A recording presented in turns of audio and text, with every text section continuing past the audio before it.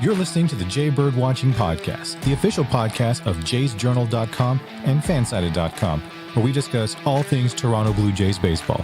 We'll talk about news, rumors, and game recaps. So whether you're a diehard fan or just getting started with the team, this is the podcast for you. Here's your host, Craig Borden, with co-hosts Jason Lyons and me, Ken Alfred. You're listening to the Jay Birdwatching Podcast. Good evening, Blue Jays fans, and welcome to another stress-filled week of Toronto Blue Jays baseball. We are officially closing out May this evening, fellas. How are each of you feeling this evening as I'm joined by my normal cohorts as in Jason Lyons and Ken Alfred? What are you thinking, fellas? Well, it's been a rocky road so far. In the last few games, had a tough series with Tampa Bay, and then we started having, like I tried to mention earlier in the show, that at least we're winning 3 of the last 5, and hopefully I'm more on the optimistic side. I'm not freaking out yet. I don't know. Maybe it's just this whole thing that, remember that in preseason where they said we're actually supposed to be like one of the ones that are tempted to win the World Series or one of the. No, I have no idea what you mean. Yeah. I think maybe I have a little bit of that in me, but I'm like, okay, I can't freak out yet. We're just doing the roller coaster. That's all we're doing. Yep. So we get swept by the Rays last week to finish off last week's episodes and whatnot, Jason. We get the Twins and we finally get a series win back. Yeah. I was very excited with the friends of ours on the Walk-Off podcast on Sunday evening, celebrating that one. But we are now looking at finally getting a win against a very hard another team in the same spot with the Brewers. Yeah. And I mean, I think that the sort of the tail of the tape this year so far has been sort of the repeat great efforts by Kikuchi, Barrios, and Gossman. They are carrying the load right now. Without them, we would be in serious trouble. I mean, we've got offense for days. We can usually hit our way out of our problems. But, when we go up against real teams, we run into issues. I feel like I'm still very optimistic about the team. I feel like, they've had a couple of swings and misses, but it's really been the other end of the starting pitching, the middle relief. They've just been letting them down. And, I think we've sort of strangled this cat a little bit, but I mean, it's, it is what it is until it gets into summer. And I'm not going to worry until they drop about 10 in a row. I'm not going to sweat it because you can even make that gas back up later on with a 3,000 game schedule like they have. So it's hard to watch right now. Some of the games are super fun and the other ones just stink. And, I'm hoping that they can take 2 of 3 from the Brewers, and sort of get the ship back pointed in the right direction. And then who knows with the Mets, they're very similar to the Jays where they're, win a lot, lose a lot, win a lot, lose a lot. And, underperforming. Yeah. Sideways performing. Yeah. On a tilt. We'll just say it that way. Yeah. But gentlemen, Jason, you mentioned a little bit of this as far as you're not freaking out. You're not manning the lifeboats at this point. Ken, how are you feeling with the stress of the up and down here? Like I said, maybe it's just me, but we talked about this a little bit when I was a guest on the walk-off over the weekend. And it's just, it doesn't feel like anything's safe. And It's kind of getting a little rough. They're playing with our emotions. And there's not even playoff season yet, right? So I think with the Jays, how many more months? we do, but at the same time, it's like, okay, I think I totally agree with Jason's point. Either we're doing really well or we're struggling. Yeah. And I don't know if it's a scheduling thing, because I know when we played everyone in the East, we seem to struggle with them, except for that 20-1 victory we had against the Rays. But it seems like we're having a hard time with that's why I was hoping playing other teams, hoping might give us our confidence back a little bit. So we don't have to deal with the East until later on, like you guys mentioned. But yeah, I think what I tried to get too upset when I'm looking at it, because it's like, well, I can't hit and throw the ball better than they can. And I'm like, okay, this is something that, because it's easy to armchair quarterback when you're watching it, like, oh, why did they try that stuff? Why don't they do this, that? But, we're not the experts. So no, I mean, right now it's kind of like the first time you give your toddler a giant glass of red juice and they have to walk from the one end of the house to the other across your brand new white carpet. like there's a step and you're like, no, and then they seem to right the ship, and then again like that. So, I mean, it's you're wiggling your way to the end zone. Yeah, and along that way, we've seen players really shine, and we've seen the acts, some guys come up and do well, which again, I love that. But I mean, the constants on the mound are being matched by the constant, with the bat, which is Bo Bichette. I mean, the guy is. I mean, he's otherworldly right now. Yeah. Yeah. And just to say that, it is Bo Bichette bundle night tonight at the ballpark. Oh, I know. Out the replica jerseys and the headband thing. I got to talk about that. So Junk is the company that makes the headband. So my one son Carter has long blonde hair, so we call him Thor. So I ordered the things from Junk, plug for Junk, but not a plug for Junk, because I go onto the Junk website. And in Canada, you can get a very limited amount of these headbands, and you can't get the Bo Bichette one. Like, how much sense does that make? I mean, the guy he's the only guy in Canada that's notably wearing this thing, and you can't get it? Not to mention a stud. And you can't, the other ones you can't get are like the Philly Fanatic one that Bryce Harper wears, or like, I can see these marketing opportunities. Ken, am I wrong here? Like, there's marketing opportunities everywhere here, and no one's taking advantage. Yeah. So listeners, at the end of the day, John, get with it. So the only way to do this is what? All right, all listeners, if you want a Bo Bichette thing like that, just ask Craig, ship it to Craig, and then Craig will ship it to you in Canada. There you go. Or if you all just want to ship it to me, I'll make sure I, start taming this mane in a whole nother fashion. Me too. Although my wife told me not to do that. I'm getting close to having my full Bo Bichette going again. But, I'm in management, so I better hurry up and trim it for my day job, right? Same thing with a little bit. It's getting out of hand. So I tried to, I tried to grow my hair. My wife threatened to shave my eyebrows if I grow it too long. So can't do it. So, but to the point, outside the junk, literally, Bo Bichette is the offense for this team and still continues to be the offense for this team. And we're starting to see some of these other pieces maybe starting to get going, which is very encouraging. Over the last few weeks, we've seen George Springer show that he actually has a pulse. Mm-hmm. Alejandro Kirk had 3 hits last night, and that included 2 RBIs, I believe. So that's very encouraging. He looks so maybe different. The rest of it looks different. Kirk looked different last night. Yeah. He looked like he's finally settled in. He looks like he's on his back heel and he's hitting off his back leg. And he doesn't. The first couple of games he was back from, even early in the season, he's really skitty at the plate, and it's slowly taking its time to get to where it is. But he was smooth and Kirky last night. Correct. But to that point, a guy that didn't get spring training because of the birth of his child, all that kind of stuff. And not to mention, okay, great, he did have his child. So is his head fully in the game until the last maybe couple of weeks? You would think that maybe things have finally settled down, where mom and dad are finally kind of in a norm. It could be. There's a million one things it could be. Yeah, having ones around, I get it. Yeah, I'll make this really quick before we get back into it. I'm still a very conservative driver, right? And this is before the pandemic. So when my daughter was born, and I only knew, my wife's a big fan of sleep routines and all that sort of stuff. Sometimes I only get maybe an hour or 2 once I get home from work to play with my daughter. So from turning from a conservative driver to when I would get on the road, I would actually start to be super more aggressive because I want to actually get there. So, that totally threw me off. And then eventually I got back to my routine. Maybe that is the same thing with the maple beef right now. It could be a few things, but to that point, Jason, you hit the nail on the head. It looked like a different guy at the plate last night, and I'm very encouraged to see where that's going to take us over the next week. Especially, I think we would be remiss as well to not talk about Calvin Biggio. Jeez Louise. I mean, I know every time everybody thinks he's about to get cut, it's like, and there he is. Yeah, and he gets 3 hits and steals a base, and it's unbelievable. But good for him. And I mean, he's making hay when the sun shines. Every single time he gets in, he contributes. Whit Merrifield, again, he's been, if he's not your unsung hero up to this point, on the season, I don't know who is. But it's nice to see Calvin get out there and rake a bit and hit the ball around and look like he's having fun doing it, because that was a tough start to the season for all 3 of them. And, good to see him sort of happy and playing ball.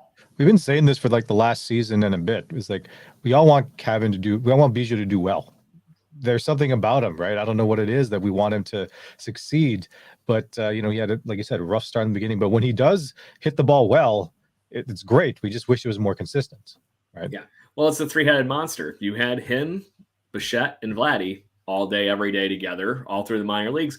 And the funny fact that most Blue Jays fans do technically miss a lot of times, when they won all together in the minor leagues, especially in New Hampshire, that year, Kevin Biggio was the MVP of the New Hampshire Fisher Cats for that season. Wow. He was the league MVP for the Eastern League the year that the Fisher Cats won with John Schneider, by the way. So to that point, the talent is there, and everybody has seen it in those glimpses, but it's never put together in a consistency. And then you get to the point where you do see the holes in his swing, and you see what the major league pitchers are taking advantage of, and you wonder if it's really going to take that next step. It really would never shock me that he eventually turns it on. I just hope that when he does finally put it all together, he's in a Toronto Blue Jays. Yeah, I was just about to say. We were talking about this and before, and Scott Belfour of the Walk-Off was even saying that if he ends up being the best Tampa Bay Ray in the next 3 years, he's going to be very angry. So, but I made that joke back in the day with Dalton Pompey, and I loved Dalton Pompey. I really thought he was going to be the next big thing, and he got to a point where mentally he was like, you know what, I'm good. I'm just going to go on his way. So I think he's trying to do Japan now. Something like that I heard, but it's a rumor. But anyways, the Blue Jays have been super stressful. We're starting to see these teases on why the team could go from being mediocre and stressing us out to great. And that has been the mantra for the whole season. How do you go from good to great? What is the holdup for you guys at the moment on why they haven't taken that? There's a multitude of reasons. I'm going to call out one here, and it's the base running over the last 2 weeks has been pretty atrocious. They finally figured that out, I think, in Minnesota, and have carried that so far with the Milwaukee series back at home. Jason, Ken, when do you want to pick that up? Well, I mean, I agree with you. The base running hasn't been good, and I don't know who's changed. If there's something changed, if they had somebody else making those calls on when they went and the timing of them and the rest of it, or if it was just poor base running. Yeah. I mean, I feel like there's a fast team. Yeah, true. Or good catchers. I mean, some of them are just really great catchers. I think for me, it's those holes in the starting pitching that are just crushing us right now. Manoah is not performing well. Like I said, I mean, Bassett's had a few tough goes, and they just don't seem to be getting the support when they start to sort of spiral downwards, where you need the team behind you to pick you up. And you see a lot of slumped shoulders after the third or fourth walk or the fifth walk, or, they give up another, massive hit into the gap and score two. And I get it. I get when you think that you're better, that you think that you're or should be performing better than you are. But I mean, you also have to be part of that solution. You have to be part of the fact that you're working hard to get the result that you need. I mean, that's it for me. I mean, they're hitting the ball really, really well, and otherwise seem to be fielding well. It's just base running and pitching for me. Yeah. I felt like that attention to detail got lost over the last couple of weeks, and it seems like they're finally getting back to that. So hopefully that's the right tip of the right direction for what you were saying. Ken, your thoughts? Yeah, I think I echo Jason's sentiment. It is something going on with the pitch. I don't know what it is, right? Because we have really great starters, but like you said, Manoah seems to be he can't seem to find his location. I don't know what it is. Kikuchi seems to be our best pitcher, but he still has a high ERA, right? So, and for some of the other ones, we can't either give them the support. Either the pitcher is taking us, the starter is taking us to almost a victory, and then our middle relief, a bullpen, doesn't pull out in the end. Or the starters just seem to struggle for what it is. And you're looking at all the records that we have for them right now. Gossman's been striking out guys like crazy. Out of all of his starts, he's still only 3-3 at this point, right? So it seems like there's something missing in that middle relief to the closing part. I mean, aside from Romano's going to do fine. But I don't know. I just wish there was something. Like, who do you blame? Don't forget, though, with Kikuchi, I mean, his ERA might be almost 5, but his WHIP's only 1.40. So, I mean, we were just going through this. It's funny you would bring it up because, as we get closer to our all-star season for our little league teams, we start to evaluate the pitchers on our teams. And in some cases, you'll look at a kid who's got a big ERA, but his whip is really low. And then you have to dig deeper. I mean, I know Kikuchi's a starter, so he's not coming into situations where he can get himself blown up. But sometimes ERA isn't your best gauge of how someone's going. And I mean, if you look at the three guys that are running for the Jays right now, that's what they're doing. I mean, they're keeping their whip down and they're getting outs when they need outs. And so, I mean, super strong on that side of those things, especially for those three guys. Walk me through the whip. What does it mean? And is it better to have a high whip or a low whip? Low. You want it as low as possible. Go ahead, Craig. Yeah, it's walks, hits, and innings pitched. It's the ratio of that. So, but go ahead, Jason. You were going to dive in. I'm trying to find some other fun.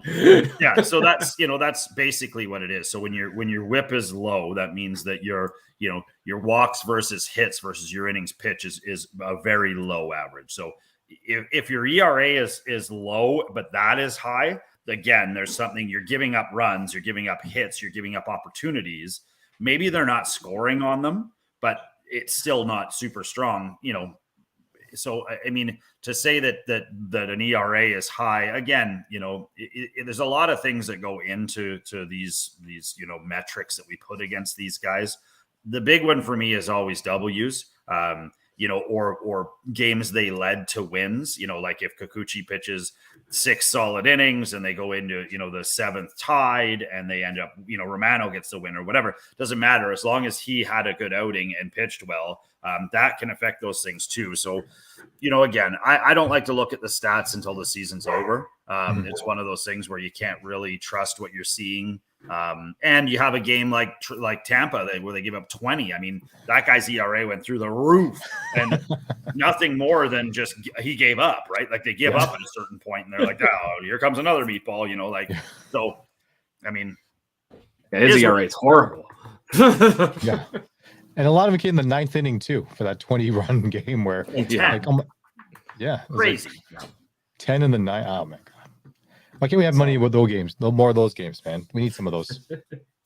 This builds character. Kenny, this kind of stuff builds character. This is where you find out what kind of team you are when you tank a few to Milwaukee in the middle of the season.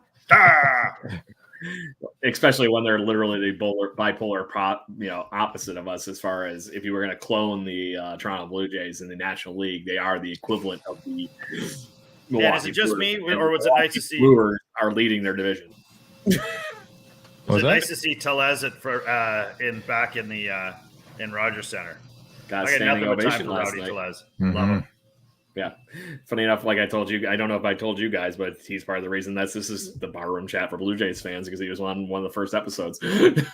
So he was, and we weren't drinking beer, I swear. Now, Roddy Tellez was, I ran into him at a Buffalo Bison's event and was just chit-chatting with him. And I said, hey, we have a podcast. We'd love to have you on and have a few beers. And there you go. Bob's your uncle, right? It's funny we would just bring this up. So my good friend Dan Einhorn, who is he is streaming, but he couldn't get the question in.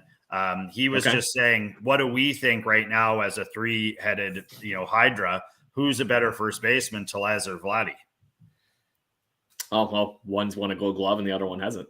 Well, I mean, and to that point, he was the apprentice of Roddy Tellez. So has the master, been eclipsed by the student at this point? Maybe. At this point, maybe. To that point, Kung Fu Panda. I want both of them. I would love to see DH and Vladdy, or DH and first base be traded off between the two of those guys right now. Would be a wonderful thing for Toronto Blue Jays fans. Can we get him though? It depends on what happens eventually with the Milwaukee Brewers because they're leading their division, and Roddy Tellez has been a big piece to that. So he's been I guess no. Yes, 250 with 12 home runs, I believe, something like that. Wow. He's double digits already, which is very impressive. So mashing would be a nice way of saying it, or getting rowdy. Getting rowdy. So, but back to where we were talking about with the pitching, the starting pitching, there's a wonderful new world of sabermetrics that everybody always talks about. And there's this one stat that I have a little bit of care and weight into with pitching and is trying to quantify the run prevention piece really, and that is it's called FIP, or field independent pitching. And when you're looking at it, it's the same thing as what we were talking about a few minutes ago with the ERA. The idea is to get it low, but it takes into account home runs, walks, hit by pitches, strikeouts, the fact that you could cause a strikeout. It's this really, really weird mathematic thing that I don't want to look at the logarithmic altitude or algorithm that really gets to it. But is pi involved? We need pi. Is pi involved? Correct. But the Toronto Blue Jays, the two guys that we called out in this conversation here that really need some help, are way over their career numbers in that category. And Alek Manoah being the guy I'm talking about, he's a 6.15 field independent pitching number right now. And then you see the contrasting end of the spectrum to this to Kevin Gausman, who has been locked down and hasn't gotten those wins because the nights that he's pitched really well, the Blue Jays offense didn't always show up. And so it's those kind of things. He has a 2.52 FIP. So, and then to put that out there, I thought this was a little odd too, because you know that Yusei Kikuchi's been doing well, but he's, to your point, opportunities is what we were talking about here, is what this really boils down to. Mm-hmm. And he's not much better than Manoah in that category. He's a 5.97. And then a guy that's been very spurtsy with Chris Bassett is just over 5.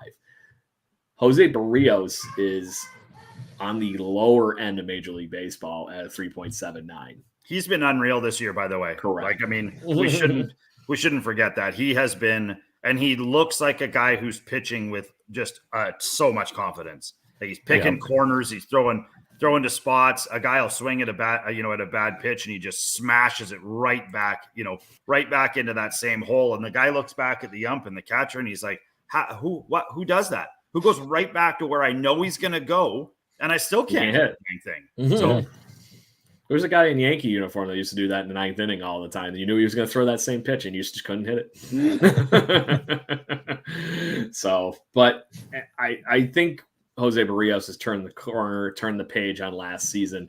Yeah. And I think the metrics 100% back up the evolution that has been Jose Barrios to this season. Yeah. And to that point, you do see the person, like I said, that's technically in the middle of that conversation is Chris Bassett, because his metrics are a little weird. Because to that point, the whip part that Jason was alluding to is completely off the scale in the other direction. So this is the fun with numbers you get to have with Major League Baseball, and the fact that I quote one of my favorite baseball movies of all time. You really pay attention to those stats? Yes, they track everything. They count everything in Major League Baseball. They count how many times the pitcher tips their hat before they throw a pitch, I assume. Correct. How many times a player spits in a game? I was about to say that one next, the spitting. Yeah. How many seeds that Teoscar Hernandez used to throw at players? Oh boy! Which, by the way, he's still doing for Seattle Mariners fans. So I'm glad to see that in the midst of the trade. That character is still 100% the guy you should be. Yeah. So, but guys, like I said, that's the starting rotation. There's a mixed batch there, even though we know that the starting pitching has been a perk so far this season. You look at the bullpen and things get really very extreme to the fact on those numbers where you see the field independent pitching go from elite level between Tim Meza and Jordan Romano and funny enough, Nate Pearson. And then you see a bunch of mediocre. And then the guys that are really having a bad problem, Adam Simber has got a horrible FIP at 8.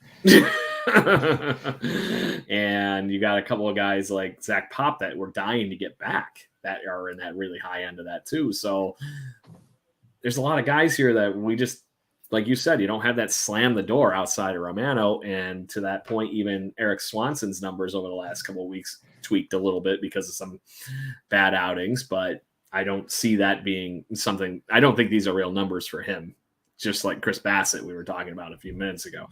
But the fact that you have seen that our bullpen is a glaring hole, I think you see that buried in the math here too. As an interesting sort of aside, do you guys feel like this whole Anthony Bass thing might be half smoke, half him trying to hide behind the fact that he hasn't had a very solid season and they pay him quite a bit of money. Oh, you mean like, oh, look over here? Yeah, a lot of maybe he'd fit right in on the Yankees, like and I think it's fair for someone to have their own politics, and I don't want this show to turn into a political, satire at all. You know what? Keep your mouth shut. Tell your friends. I don't need to know what Anthony Bass thinks about anything. Or do I care? Yeah, I'm pretty sure I didn't give a shit about it until you say something. Airline isn't it either? Yeah, I was about to say the airline thing was didn't help, right? And then this doesn't help either. It's like, I guess I'm not on Twitter. I don't post a lot of things about what's going on, especially my opinions on things. So it's like, I don't know. Maybe I'm old school that way. I'm like, yeah, just keep it within your circle of trust, and that'll be something that all Blue Jays fans, just so we're clear and on the level here, all are welcome here. Yes. Please join the conversation. Anthony Bass lovers, yes. Anthony Bass haters, yes. Well, we welcome you too. Game on. Equal opportunity people here. We this might actually be the only place Anthony Bass could come to talk. To that point, even you talk about other people that have a horrible Twitter history. Marcus Stroman's giving him shit even online. Yeah, I know. Stroman's taking a lot of heat for his nonchalant play to first the other night too. I don't really have a problem with that. Do you guys? No. I mean, he's throwing a good game. He's winning the game. A guy hits a comebacker to him, and he kind of does a little flip and catches it, and then throws the guy out at one. So what? As a guy that's had a comebacker hit at him before, you had that breath of that. I'm alive. Yeah. And that was me. Didn't pee my pants, high school and I'm going to throw you out. Not. Major League Baseball. That guy's hitting a 110 mile an hour pitch back at you. So, yeah, I would have taken that breathe and the sigh of relief and given a little over to first base too. It's just how it is. Yeah. So, well, I got a very at unpopular. The bullpen, there's going to be something changing, I think, in the very near future. Go ahead, Ken. No, I was going to say I have a very unpopular rule that we could try to implement. We should try to see if Major League would do it. If the pitchers can actually wear batting helmets, so any of those comebackers that come and hit them in the heads. They've given the pitchers the opportunity to do that actually over the last few years, Ken. Guess what the pitcher said? What did the pitcher say? It's not comfortable. Yeah. It's one thing to wear it for an at-bat that might just only last for a few minutes. They gave him the, Jason, you probably remember this, the padded hats.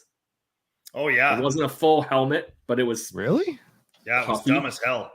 Wow. Yeah, it was like wearing one of those big foam hats that you would get at the novelty store. It's like a big hat that goes like this, and that's got the. It's like Turd Ferguson. Do you guys remember Turd Ferguson? Funny hat. Ferguson. It's a funny hat. Our younger listeners will not really know that, but yes, Turd Ferguson. Just YouTube Turd Ferguson, people. Yeah. Hashtag to Turd Ferguson.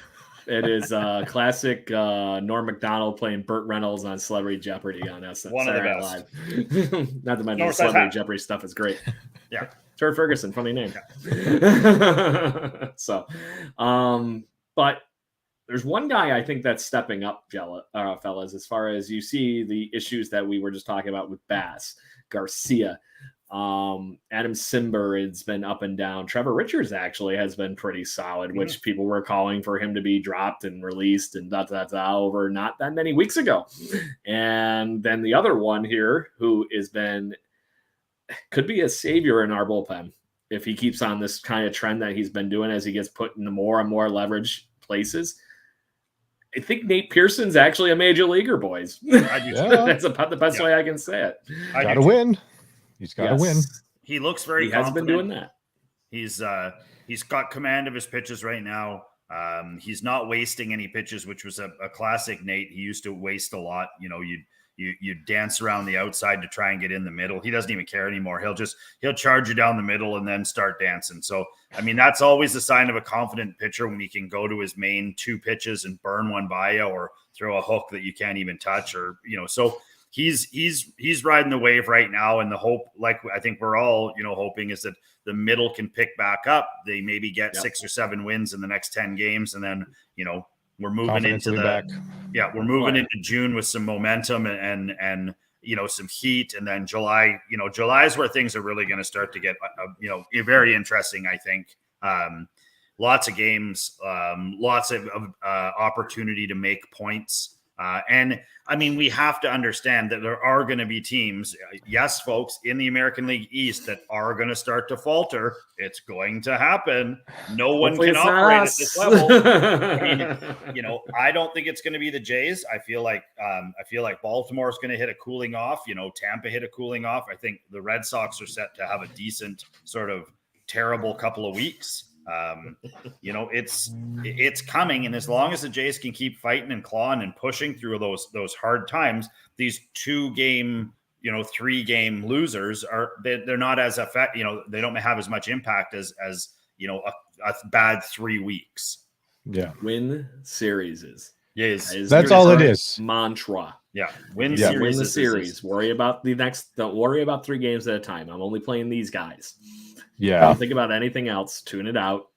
I know it's hard, but if you keep that mantra, even as fans, guess what? You're going to have a lot better mental health as a Blue Jay fan over the next few weeks if you can keep that mantra going. Jason, I know you said you might have to wander off earlier. Is there anything you would like to throw in here really quick? Not really. I mean, I think that, you know, again, I'm very interested to see the outcome of the game tonight, see where they land. You know, again, I feel like this is a sweepable series against Milwaukee, even though they're a good team. We seem to match up well against them. We've done this a couple of times already this year where we've got caught up against a team that people are like, oh, they're going to take, you know, be really hard. And they seem to run through them pretty solidly. You know, I'm keeping the faith, and anybody who's watching the minor league stats, the Vancouver Canadians are absolutely on fire right now, and they've got 4 or 5. Night? Yeah, 20 to they've had 2 like 19 and 20 run wins. But you know, that being said, you should check out their division as well. Like, I mean, you know, they're right now leading with a 25-20 record. Spokane's 24-21, Eugene's 23-23, Everett's 23-23. It's the American League East. Tri-Cities is 23-20. Hillsborough's in last place. They've got 19 wins. So it's a 6-win difference between first place and last place. So, you know, I wasn't wrong. It's the American League East. that's my report from Nat Bailey. There you go. We're gonna have to make sure we get you more on that. I think that was well played, sir. I can do that. So I got one last thing unless you got to run like 2 seconds here.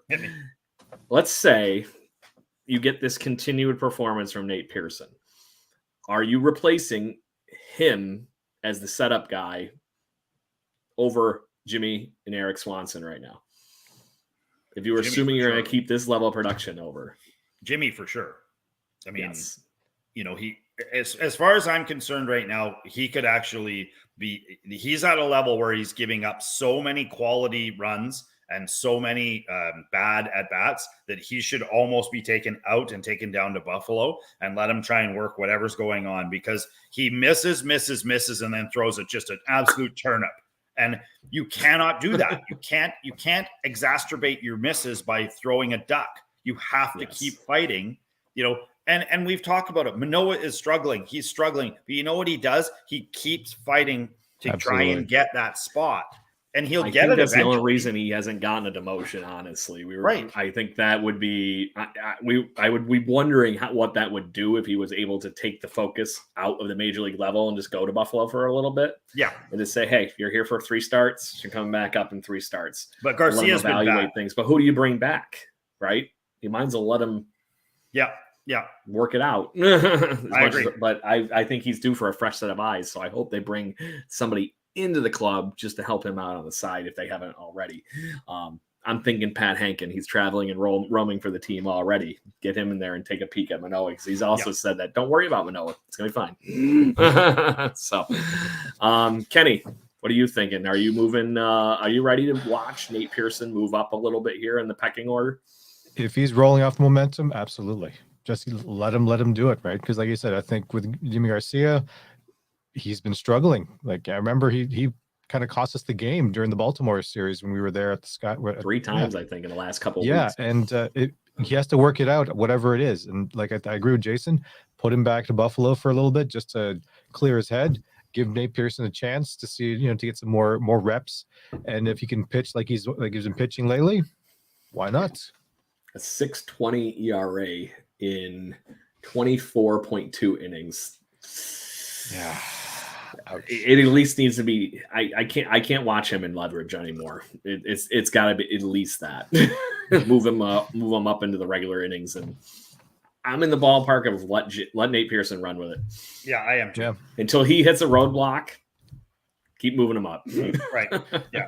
You got I mean, he nothing could to surprise lose. everybody, and he could really do a job for the Jays.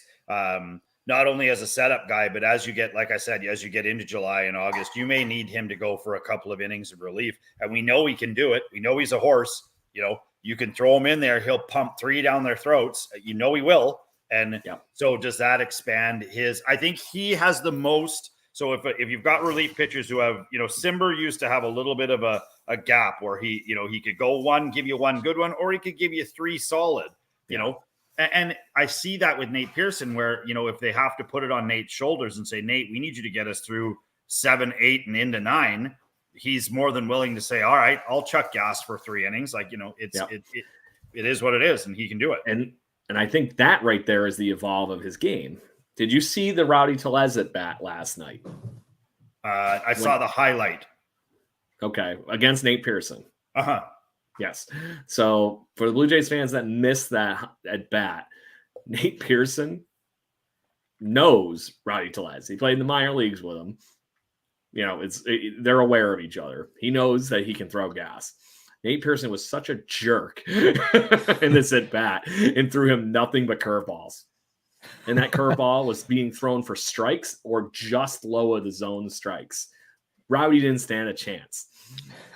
It was like hilarious to watch because you could see him just going, really? That's what you're going to throw me? Why don't you throw him a knuckleball while you're at it there, Pearson? Might as well. But that is the elevation of where his game went. You knew he could throw smoke, and you knew you were never going to be able to hit it. It's in the 100-mile-an-hour average at this point in the season. He's at least around 98, I think, was what I was reading his actual average fastball speed was. That's nuts. And then you had an 86-mile-an-hour curveball that you just in there and drop in.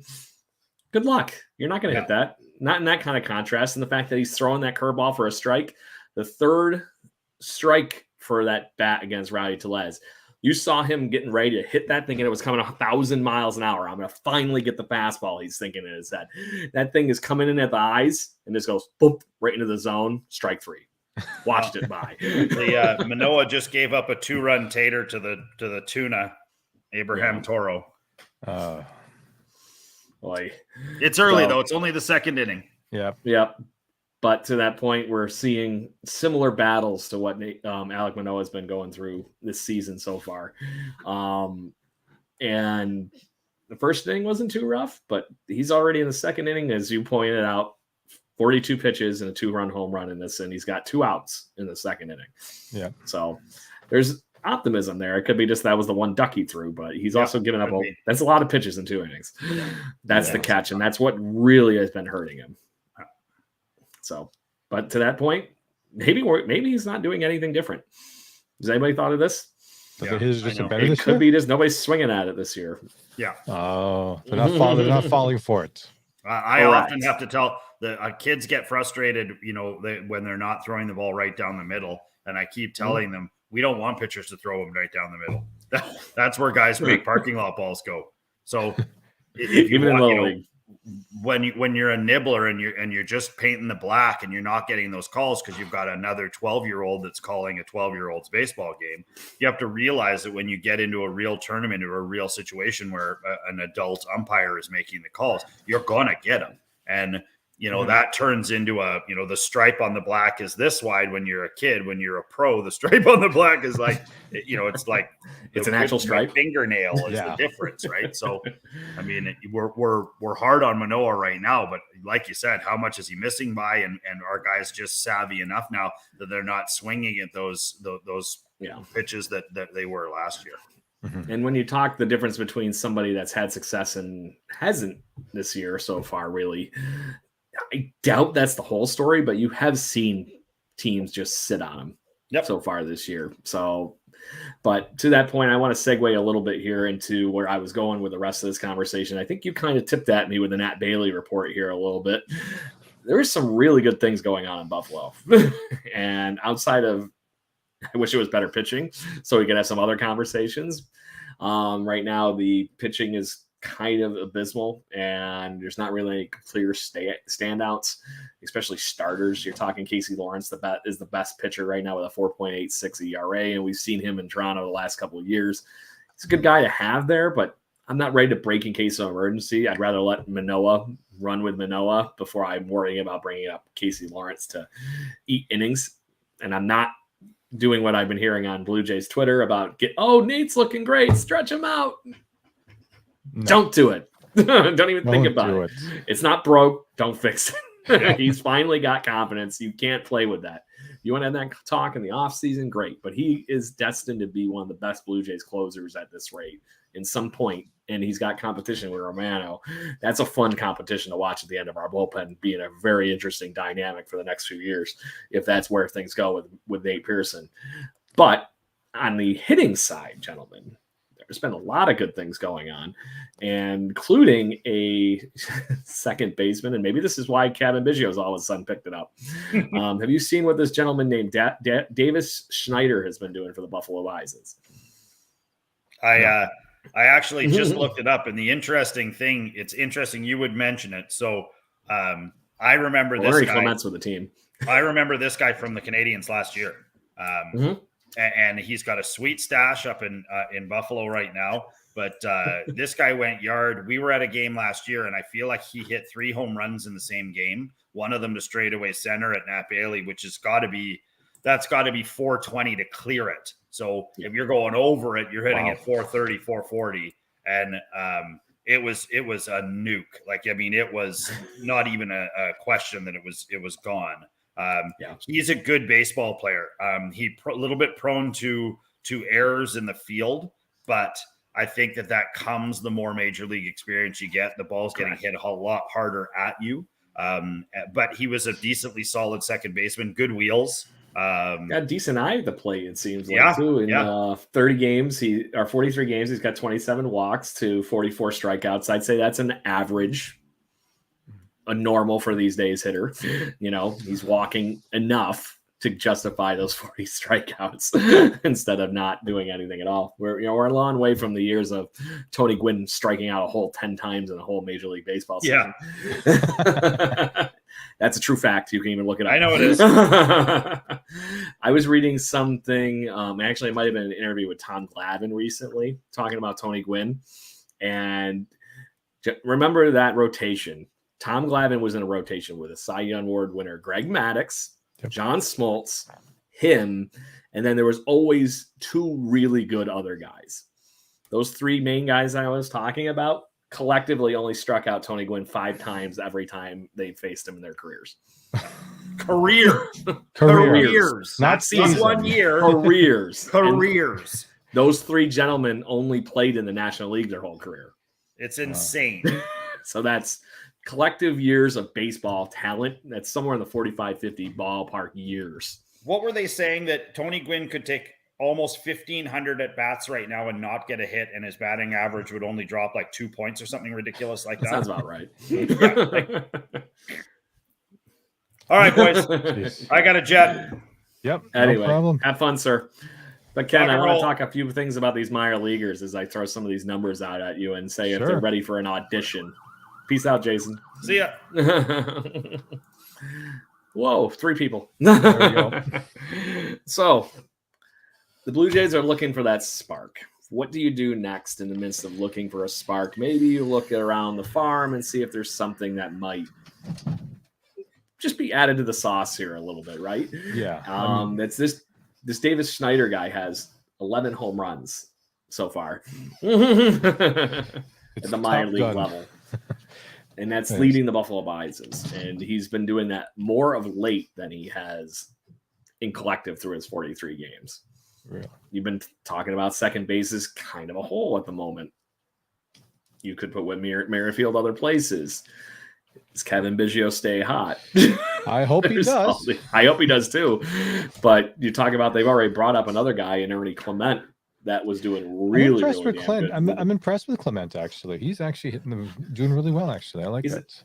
he's a gamer. I'm very interested to see what a real shot from him actually does, because Rochester native to where I'm from, and you don't see many Major League Baseball players come from this area, so I'm very interested. Yeah. So, but to that point, Davis Schneider, probably the next heir to that throne to the what has become the Nathan Luke's spot on the roster. But there's a couple other guys too, and he's playing third base currently, but he's played some second base as well. Gentleman by the name of Rafael Tigua, who is batting a mere .310 so far. Oh. He has 4 home runs, and he's been just knocking guys in like crazy. He's got 22 RBIs. And just to put that in perspective, Ernie Clement earned a call up, and he had 25 RBIs. It's about the same amount of home runs. So if you get on base, it helps this team at the major league level, right? Absolutely. We need to do, yeah. And then the current other gentleman that I would think that might be a possible, I would have said this would have been a better talk a few weeks ago if he was still doing this when Brandon Belt wasn't hitting yet. Mm-hmm. But Spencer Horowitz has been a Blue Jay prospect for a really long time. And he's showing the fruits of that labor in the Blue Jays sticking with him this year, with the fact that he's got a .315 batting average and 29 RBIs. Not a lot of home runs, but he's making great contact and driving in guys.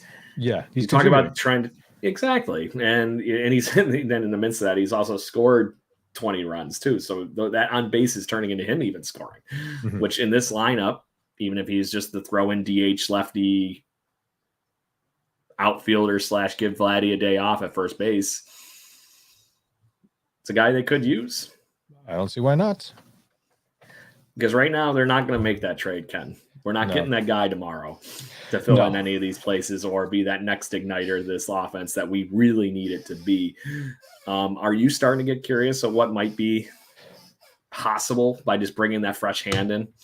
Well, I'm always thinking, like, I don't follow it as closely as you guys, but I'm all for, bringing in someone that can definitely, light a spark for the team, right? So I'm all for it. I mean, I think I don't know exactly who we should bring, or because it seems like right now, I take a look at the Jays now. We're hitting the ball really well. Vladdy hasn't really hit a home run yet at the Sky Dome. He has not. He has not, which is very weird. So he can hit the ball almost anywhere else, right? But he's, but the thing is with Vlad is that his average is still pretty decent. He's still getting hits. He's still driving in a lot of runs. It's just we're missing that little offense that we're used to seeing from him, right? I think maybe people might be surprised to say who's going to be like the leading home run hitter for the Jays. Everyone's going to assume Vladdy.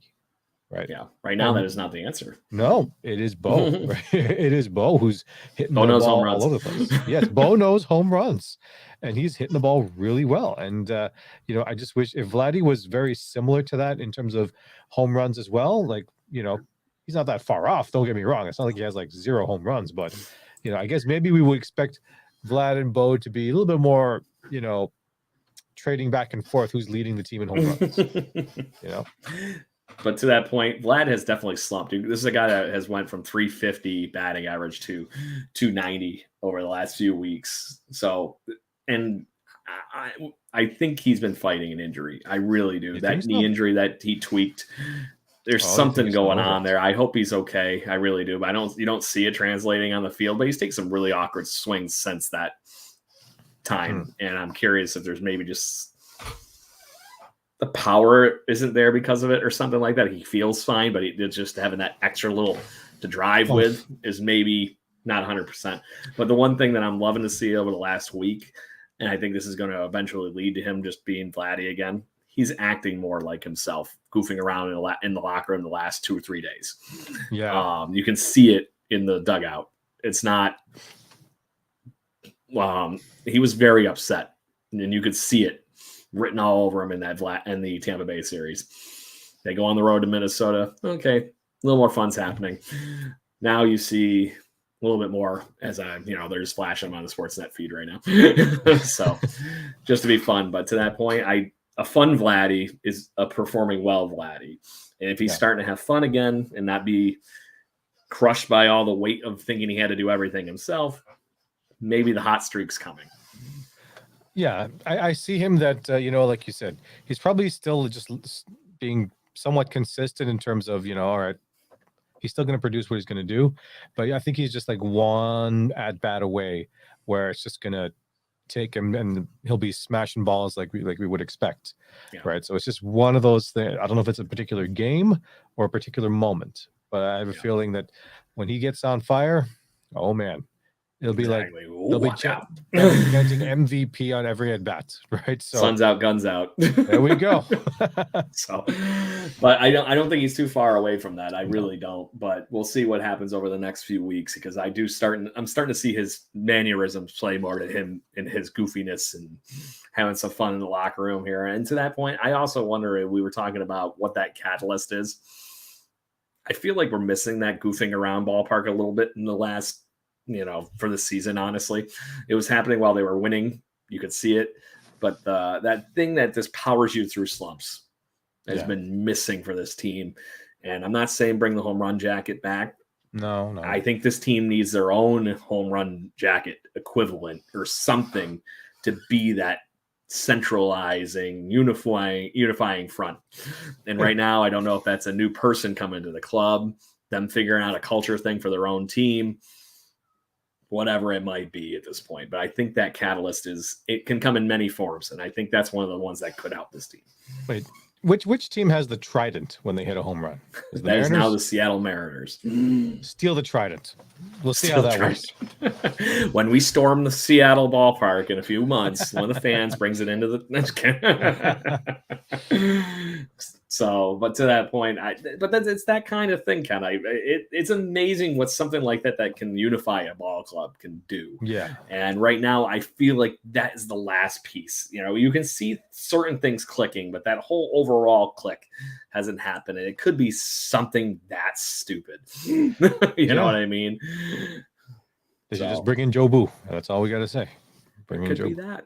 Yeah, little voodoo, never know what you're going to do. Just don't steal his rum. Very bad. Don't steal his rum. So, Ken, that was more or less what I wanted to chit-chat with you about because I would say that my focus was going to dictate more where we think this team is going, but we talked very much that mixed with everything this evening. Is there any topics you were thinking you wanted to get off your chest as far as Blue Jay fandom lately? Are you just happy to see Rowdy Tellez again? Anything silly? Nothing right now. But like I said, just enjoying the ride. Right? It is like I said. We don't want it to be a roller coaster. We just want it to keep going up and up. Correct. And up. That's all we want. Right? And occasionally drop, but okay. It can occasionally drop, but you can't have another month of May and expect to figure out this whole thing. Only winning 10 games in May, and obviously they have a chance to win more tonight, with tonight being the last night of May. But going into June, they need to get hot as summer heats up. And the schedule, unfortunately, over the next few weeks, Ken, still not helping. They're going to have to find it on their own. And I think that's the best way of saying it at this point. So they finish up with the Brewers tomorrow, just for your info. So that's one more game against a team that is in fellow slumping, just like the Toronto Blue Jays are. They also have only won 10 games in the month of May. So kind of odd. Like I said, they're almost a mirror image of what the Blue Jays have been doing just in the National League.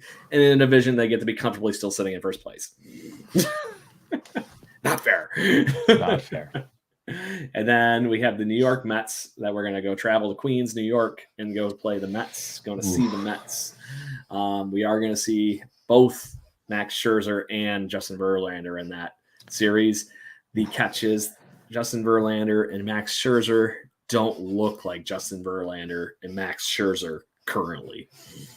Good. Are you scared? Just as long as it's not against us. They can. I just hope they don't turn back into their Cy Young Awards winning selves. There's a lot of hardware on those two gentlemen's shelves and a lot of payroll. They can totally get back, just not against the Jays.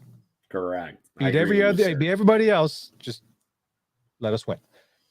So after that little day trip over the weekend, basically here for 3 games to New York, the Blue Jays do come back next week and have a 7-game homestand.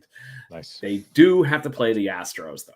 Okay. And the Astros are playing on top of their game currently, and then they get to play the Twins, who they just had the lovely fun of beating up a little bit. So hopefully there's some high hopes there for that series next weekend. Not this coming weekend, but the following. After next week's Jaybird watching.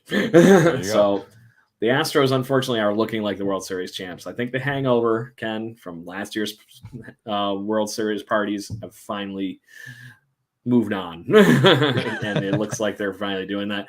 I just think it's hilarious that Jose Abreu, of all people, masher for the Chicago White Sox for decades at this point, hit his first home run of the season on Sunday. 40-something games into the season, finally gets it.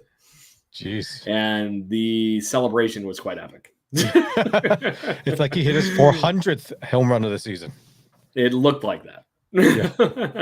The Houston Astros had a really good time, busting his balls clearly about finally, yay! And it was like, pop the champagne level of celebration. So, but hey, whatever it helps to get his confidence back, that's great, right? If they want to treat it like a World Series victory, great. I've always enjoyed Jose Abreu. I hope him all the best. I felt like he got done wrong a little bit by being stuck on all those Chicago White Sox teams that he did. Yeah. They had some really good teams, and he was the centerpiece of it in his prime, and they did nothing. It's very much like Mike Trout. Can't buy a World Series. But to that point, Mets and Astros over the next 7 games after tomorrow, Ken. What are you thinking series-wise? Do you think the Blue Jays find it on the road and coming back against the Astros, or do you think this is stay above 500 over the next week and we're looking pretty? Because they do have a chance to beat up on the Mets, who have been having some issues. Not to mention 2 pitchers that I alluded to are clearly having some issues. Do you think there's a chance for the Blue Jays to steal that series over the weekend in Queens? I would not be surprised if we did, right? Just for the fact that, like you said, if we're not getting the pitchers who are, like I said, hopefully they're not going to perform, but hopefully some of these wins that we're going to rally off, and hopefully we take out Milwaukee for this series as well, just to give us a little bit of confidence and get the momentum going again, right? Like I said, 3 out of the last 5 we've been winning. Let's continue that momentum. And like I said, I think we all agreed on just win the series. You don't have to sweep the series, just win the series, whether it's 2 or 3, 3 or 4, whatever. Just get something in there. Yeah. Or even that's split literally, series. Yeah, that's literally the definition of Cito Gaston's philosophy to play baseball. You win series, you win you get to the playoffs, and then you get a chance to play in the playoffs. And if you win series in the playoffs, you win World Series. There you go. Simple logic, but it's very simple logic. And baseball is not a mentally, logically bad and horrible game. It's just a very hard game to play. Yes. It is the definition of the hardest thing to do in sports, hitting a round ball that's going hundreds of miles an hour to hit a round bat. Yep. Physics of it are kind of screwy. So on that note, Jay, we don't have Jason here to finish out picks to click, but we'll get his pick here before the end of the night. Ken, I'm sorry to say that you probably got eliminated really damn quickly last week. Damn. You had Danny Jansen. He did not do well. He did not do well, and he is probably looking at, I think he was officially put on the injured list finally instead of just dancing on the line of it. So it was retroactive, so it won't be as long as everybody else thinks. I think he's eligible to come back. Actually, funny enough, probably by the time we record next week. All right. So whether he's feeling good enough to do that is a whole other question. Yes. But on that note, Ken, I'm going to let you be the deciding factor on the other 3 gentlemen, because like I said, you kind of got written off by the fact that your guy didn't play. So I'll list the names, and you without any who picked who, and you can tell me who you thought was the best performer over the week, and we'll just call it a win. All right. We had Springer, Vladdy, and Varsho. I'm going to say Springer. I would also say Springer, and that's not even my pick. Yeah. So he's hitting the ball to that point, really well lately. Yes, he's been finding a way. I can't say anybody out of any of that group was a standout, but to that point, when you're looking at it, I do think those 3. Springer had a good getting back to normal Springer week. Yeah. As I watch another guy that's starting to get way too damn hot hit another double in Kevin Biggio. So, but Dalton Varsho, good enough. Not a bad week. Right. I'd say he's trending in the right direction, but it was Yeah, really he's still nice hitting to the ball. see. He's our third. He's tied for second on the team with home runs this year. Correct. We just And need if he him can put to, the rest of you it know, together. That's what I'm saying, right? If he can just hit more doubles, hit more singles, he'll be fine. Correct. And I think that's coming. You're starting to see it. But yes, Kevin Biggio had a nice opposite field double off the wall again. So I don't know what he's found lately, but fine, keep going, Kevin Biggio. Yeah, go Biggio. So, I want him to do well, and hopefully one day he'll be my pick for the season. Yeah, like one there of you the go. picks to pick. Yeah. So on that note, we didn't have a guest this week as our guest canceled last minute. So his pick of Vlad in the guest spot carries over, but you can pick any other Blue Jay you would like, sir. Who do I think is going to be the next breakout for the rest of the series? All right. You know what? I'm actually going to say Vladdy. I don't think I picked him yet. You have not picked him, but he's already been picked by the guest spot.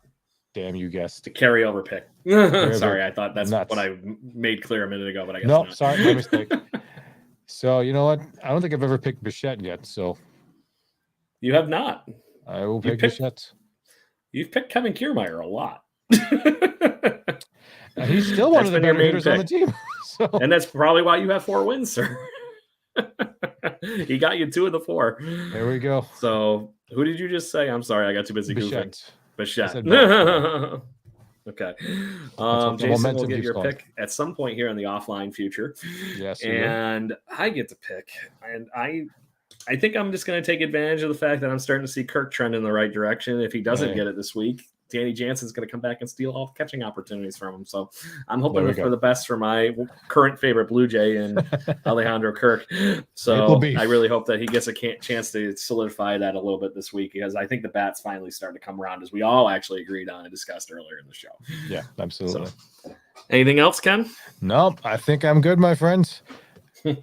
Want to talk about our kids' wrestling podcast? No, listeners, we're also doing a wrestling podcast. Make sure we get but it's the word not him out. and I. It's not him and I, but it'll be us and the kids. The kids are hosting it. The kids are hosting. So what's it called? It is called the Kids of the Ring. Kids of the Ring podcast. It's going to be on our YouTube channel, and check us out, and you'll see Craig and myself again. And now you're going to see our kids talking about WWE. It's going to be fun. We're going to be literally wrestling with thoughts. Pretty buzzing. It's like I host stuff for a living. Anyway, good stuff, Ken. But to that point, Blue Jays fans, this has been another lovely evening of Jaybird watching. Make sure you do join the chat. We are here every week. We are the Blue Jays Barroom Chat, the official podcast of jaysjournal.com, part of fanside.com. Join us, chit chat, find us on YouTube, any of the other places you can get your podcasting pleasures for. And make sure you click and follow and subscribe so that you're alerted when we go live and all the other good stuff. So anyways, Ken, 1, 2, 3. Woo! Let's go, Blue Jays. Kelly Take down Gruber. the nuts. Thank you for listening to the Jaybird Watching Podcast. Please follow us on Facebook, Instagram, Twitter, Twitch at BirdwatchingGC, and our YouTube channel. If you want to support the show and get extra content, please consider joining to our Patreon at patreon.com/birdwatchinggc. Go Jays, go.